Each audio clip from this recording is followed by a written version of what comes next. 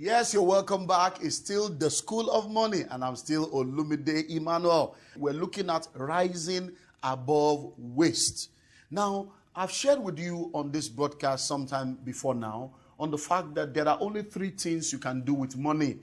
Now, there are three things anybody can do with money. You can either waste it, or spend it, or invest it. Now, I've come to realize that in life, foolish people waste money. Average people spend money. But guess what? Wise people invest money.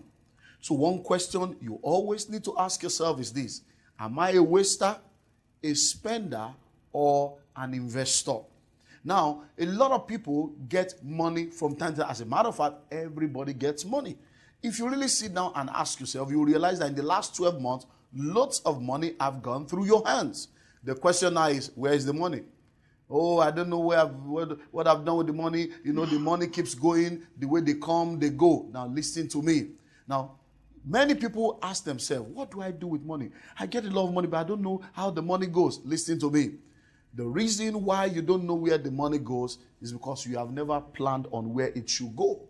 Yes, you don't know where it's gone because you've never planned on where it should go. You need to understand that if you don't tell money what to do, money will tell you what you should do with it. So before money ever comes into your hand, you need to have a plan. You need to know what you want to do with your money. So that when money comes, money will not dictate to you. So a lot of people waste money, but you need to rise above waste. The very minute you are able to rise above waste, then you are in a better position to begin to create wealth.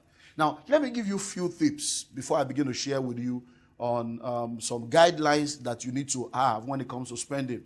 Number one, you need to make sure that you don't allow yourself to be able to get involved in impulse purchase. You need to balance your emotion when it comes to the issue of spending money. Because a lot of people waste money most of the time because they are moved by impulse. They see something that excites them. They see something that makes them feel good. And they're like, oh, I love that bag. Oh, look at that shoe. It's so nice. It's lilac. It's purple. And at the end of the day, they buy a lilac shoe or a purple bag, and then they get home, there's no clothes they can wear it with. Most of the time, we are moved by impulse. So you need to rise above impulse if you're going to be able to rise above waste. You also need to rise above what people say. You know, hey, what will people say? How will people feel? How will it be said that I could not afford that? You need to understand. If you do it the way they have been doing it, you only end up with the result they've always gotten. So if you want to do something different or be someone different, you must move out of the norm. So most of the time, we want to fit into what people think is the norm. Oh, that's what's raining now. That's what everybody is doing. But guess what? You are not everybody. You are somebody. So you don't want to do what everybody is doing because you are not going to the same place that everybody is going to. So you need to also make up your mind, number one, not to be moved by emotional or impulse purchase. Number two, not to be moved by what people say. Another thing you need to look into is don't invest or put money in what you don't understand. Yes, you heard me right. That's how a lot of people have lost money. They just joined the bandwagon. Oh, everybody's investing in that thing. You seem to be making a lot of money. I have a friend that told me he made money. And then out of greed and covetousness, without thinking, without investigating, without finding out the real truth, we jump into the bandwagon. And guess what? If you jump into the bandwagon without knowing where the wagon is going to, you may end up arriving at the destination called nowhere. So most of the time, a lot of people just put money in things they don't understand. And they just feel that, yeah, I've put money in there, and because I've put money in there, oh, money will come out. It does not always work like that. So never put money in what you don't understand. I always tell people, investigate before you invest. It's better to spend time to do your due diligence and find out what you're about to do and the details of that particular investment or particular, platform before you put your money in there. Because many people have wasted resources because they trusted people they should not trust, or they put money into things they should not have put money into. Another tip you need to know is don't invest or put money into what you don't need. Yes, there are many things you don't need, though you want it, but you don't need it. So the question you need to ask yourself is, this thing I'm about to spend money on, am I really sure it is something that I need? And that is one very important question you need to ask yourself. Now, listen and listen well. There are a few guidelines that I want to give you that will guide you when it comes to the issue of wise spending so that you'll be able to rise above waste. So if you can, I want you to begin to write down the following things as we look at them one after the other. Before you ever spend money, in order for you to rise above waste, there are a few guidelines you must follow. Number one, do I really need it? Do I really need it? That's the first question. That thing you want to spend money on, that thing you're about to put your money into, do you really need it? Yes. In life, there are needs, there are wants, and there are desires. Now, there are a lot of things you desire, but you don't really need them. There are a lot of things you want, but you don't really need them. But there are things you need, and those are the most important things you must focus on. Now, there's nothing wrong in having good desires. There's nothing wrong in wanting the best of life, but can you afford it? So when you are at the level of your life where you discover that you cannot afford your desires and you cannot afford your wants, then stay within your needs. So the first question is, do I really need it? That's why you find out that the basic need of man is clothes, feeding, shelter, and all those stuff. Now, the question you need to ask yourself is this. Now, when you begin to think of clothes or shelter or food, now, there are different levels when it comes to food. But food is food. Yes, when you get to a particular level of luxury, you want to begin to say, I need caviar, I need salmon, I need this. But if you cannot afford it, why try to go into what you cannot afford? I remember, a joke that one of the comedians in our country made one time. He went out, according to the joke, with a lady, and they went out to an eatery, and this lady was like, oh, I want this, I want that, I want this, I want that. And she was just asking for all kinds of stuff, because that's what I eat. In fact, that's what I normally eat. And the guy said, well, I cannot afford it. And the lady did not feel good about that, so they left. But as they were going out of the eatery, something nauseating happened in the atmosphere, and the lady was, stirred up, and she began to vomit. And guess what? She was vomiting gari. Now, the lady that is saying, I want this, I want that, I want that, she was vomiting, and that means what she was eating was gari. And she's trying to prove that she's this, she's that. So don't do that. You need to ask yourself, do I really need it? And once you discover that it is something you need, wonderful. If it's not something you need, then you need to make sure you exit that. I told you, in order for you to rise above waste, there are a few tips you need to know, which I've already shared. And then there are a few guidelines that you need to allow to guide you when it comes to spending. So number one, you need to ask yourself, do I really need it? The second question you need to ask yourself when it comes to guidelines to wise spending is the price right? There are some things you really need, but the price is not right. You need to ask yourself, is the price right? If I buy it now, is it the best price I should be paying? You need to ask yourself, can I get it cheaper somewhere else? Do you know that sometimes, I remember in our country when the GSM telecom operators started operating, and they were selling their SIM pack and starter pack for loads of money. I didn't buy because, as someone that understands wealth creation, I knew that because they were just starting, they would need to recoup their money. And I knew, I think they started around August or September of that particular year. And I was telling people, I'm not going to buy because when it's Christmas time, I know they're going to do some sales. And then just about 3 or 4 months after they started, Christmas came. And then they were on sales. And they were selling it for almost 70% less than what other people bought it for. Today, a few years later, it's virtually almost free for you to be able to get into those networks. So you need to ask yourself, is the price right? Because you may be paying more than you should pay at that particular time. And now that brings us to timing. Is the timing right? That's the third question you need to ask yourself. Do I really need it? Is the price right? And then, is the timing right? Because sometimes what you need is what you're about to buy. You really need it. You've discovered that, and it's true. The price is right.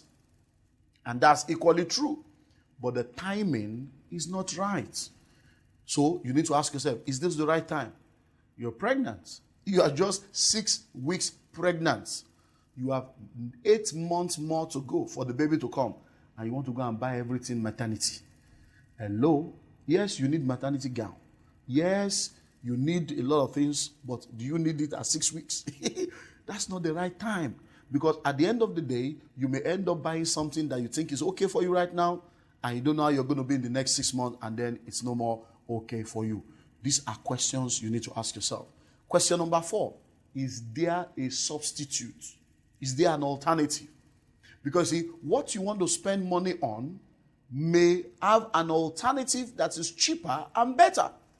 Yes, I've realized that in life, a lot of people have come to a place where they are more like label freaks and designer freaks, and they are trying to get things only when they know that it has a name. Just before we began taping, my producer was discussing with my general manager. There's a water dispenser right in our office, and the producer was asking my GM, now, how long have you guys been using this water dispenser? And my GM said, oh, we've been using it for a very long time. Say, is it good? Has it been serving you guys well? And he said, yes, well, it's been good for us. It's been serving us well. And he said, can you please direct me to where you bought it? Because I need one. Because I've seen so many water dispensers, and at the end of the day, they don't last. Now, I love that discussion because he was not concerned about who is the manufacturer. He was not concerned about whether it is a big label name or a designer water dispenser. He was concerned about functionality. Can it deliver? Can it deliver? And now if you think of that, what you are spending money on, there are a lot of alternatives that will deliver more than that. A lot of alternatives. So is there a substitute? Is there an alternative? Is there something else I can buy? Is there another one I can buy? Because it's not all about the labels. It's not all about the name on the brand. It's about, can it deliver on what you want it to do for you? Do you understand that? Now, the next question you need to ask yourself is this something that is easy to maintain? Because sometimes people buy stuff, and when they are finished buying, they are now regretting it because to maintain it has become another headache. Now, no money to maintain it. Even when they have the money, the spare parts are not available. That's why I look at a lot of people, they buy cars. Oh, this is the latest car. Everybody's using this kind of car. It's started, and by the time they buy the car, there's no way they can repair it. In the whole city where they live, there's no mechanic or engineer that can repair the car. So in order for them to change any small thing, they have to remove the parts, send it abroad, bring it back. What is all this stress that you are giving yourself? So you need to ask yourself, maintenance. Is it easy to maintain? Is it easy to keep this thing running? Because if you don't ask yourself all these questions, you may end up spending money and you will regret the money you are spending. You will regret the money you are spending. Another question you need to ask yourself before you spend that will help you to rise above waste is my spouse in support? Yes, you heard me right. Is my spouse in support? If you don't have the support of your spouse and you go and spend money on something, you will learn another lesson of life that they don't teach you in school. Now, let me tell you something. Once you get married, two have become one. You are no more an individual. You have become a team. And you need to understand that whatever you need to do, when you are alone, you could do whatever you want to do. But once you get married, even if it's your money, you don't have the right to spend your money anyhow. You need your spouse to support you. Because when the two of you come together in unity, you'll be amazed at what can happen in your life. I've seen a lot of people that say, excuse me, it's my money. How can he tell me what to do with my money? And they go ahead and they end up wasting the money. I've seen loads of, especially women, they just feel, excuse me, I work for my money. Am I supposed to take permission from him before I can spend my money? No problem. Go and spend. When you face the reality, you will come back to square roots. I've seen a lot of people do that. A lot of guys feel, well, do I need my wife's permission? Excuse me, I'm the man of the house. I don't need my wife's permission to tell me when to spend or when not to spend money. You will learn. So you need to understand, in order for you to rise above waste, always get the support of your partner. So that when you are spending money on that thing, you'll be able to think together, agree together, plan together, execute together, and then you can enjoy together. Or else, if you do it yourself, and then something goes wrong, if you do it yourself and your partner is not in support, you'll be amazed at how that you will not even be able to enjoy what you have spent your money on, and it will end up becoming a waste. All these things are very, very important if you are going to rise above waste. I hope you're writing. You need to write down all these things that I'm sharing with you. They will go a long way in helping you to rise above, because I've seen a lot of people lose money. I've seen a lot of people remain financially broke and remain limited in their finances just because of their inability to rise above waist, and just because they don't have a lot of guidance when it comes to spending their money. So make sure you're taking notes, make sure you are getting ready to rise above waist, so that after this broadcast, people around you will see that there's a change in your life because a new information has come. We've been looking at rising above waist, and I've been sharing with you on guidelines for wise spending. Things that you need to note that will help you when it comes to the area of spending, so that you will rise above waist. Few more things you need to write down that will help you. And the next thing you need to write down is, will the value of that thing you're about to buy increase? Will its value increase? Because most of the time, many of us are poor because we spend money on liabilities. There's a difference between an asset and a liability. An asset is anything that appreciates in value and puts money in your pocket, while a liability is anything that depreciates in value and takes money out of your pocket. So before you spend money on that particular thing, on that product, on that service, in order for you not to end up wasting it, ask yourself, will the value of this product increase? Will the value of this service increase? Because most of the time, you spend your hard-earned money on a particular product and then you regret it in less than a week or two. And that brings me to the next question you need to ask yourself. Another guideline to why spending is, you need to ask yourself, this thing I want to spend money on, the way it's doing me now, you want to pay now, you want to buy it now. Will you still feel the same way next month? Will you still feel the same way next year? There are some things I've desired to have in my life and I wanted it immediately. But because I've learned not to move by impulse, I've chosen not to buy it. But few hours later, few days later, I was grateful I did not respond to the impulse. And I know you must have had that experience too. So don't just go ahead and buy. Just because you can afford something does not really mean you should buy it. There are a lot of things I can afford that I don't buy because I don't get moved by impulse. Even though I can afford it, I ask myself these questions I'm asking you right now. So this thing, will you still need it very badly by next month? Will you still need it badly by next year? Will you still feel the same way you are feeling now about it? So the question you need to ask yourself is, will it increase the quality of your life? You need to ask yourself, because why buy something that is going to kill you? Why spend money on something that is going to ruin your life? Will this thing increase the quality of your life? It's very, very important for you to ask yourself all these questions. And then one other thing you need to do is you need to make sure that thing you want to buy, you do your research very well and really research the products. Research the product, and another thing you need to do is to compare prices.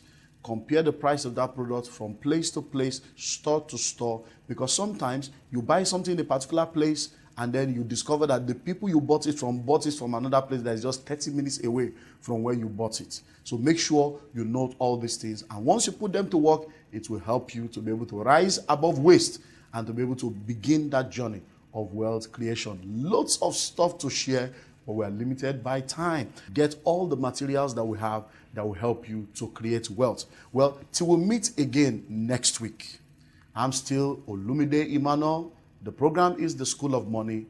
Keep your dream alive. Bye-bye. Are you feeling angry because the money you earn is not enough for your needs? Or you are frustrated because you can't manage your money properly? Or worried because you can't seem to multiply your money? If this is you, then enroll in our School of Money audio program today and discover how to make, manage, and multiply money. It doesn't matter your financial level or the financial crisis you're facing. This program will help you achieve your financial goal. To learn more, visit www.theschoolofmoney.com.ng.